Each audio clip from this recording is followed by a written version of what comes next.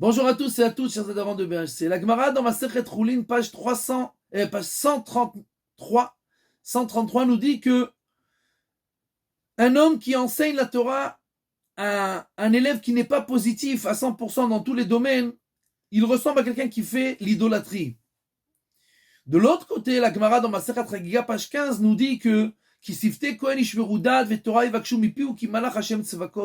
on étudie la Torah seulement d'un rave qui ressemble à un ange. Si ton rave ne ressemble pas à un ange, n'étudie pas la Torah de lui. C'est-à-dire qu'on peut étudier seulement la Torah de quelqu'un qui est positif à 100% dans tous les domaines. Pas seulement qui a des connaissances en Torah, mais qui est aussi Yireh Shamayim, qui a des bonnes midot, etc.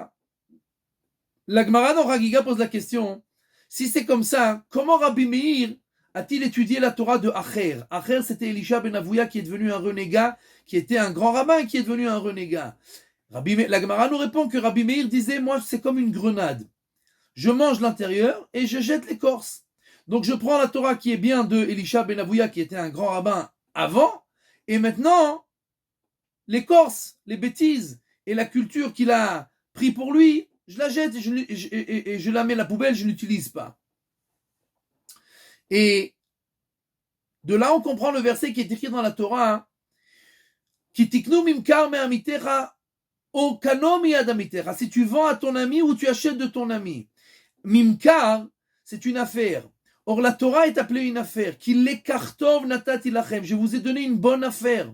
Donc, quand tu achètes une affaire, c'est-à-dire que tu veux étudier d'un rav, miyad amitecha. Tu dois prendre d'un rav qui est amitecha, quelqu'un qui est quelqu'un de parfait.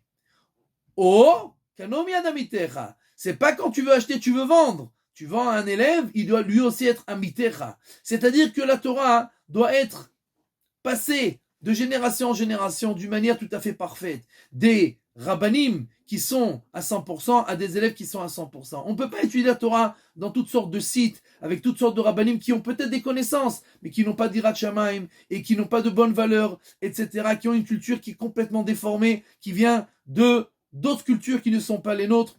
Et donc, c'est ce que nous disons dans Pirkei Avot. Ezeu chacham alomed mikol adam.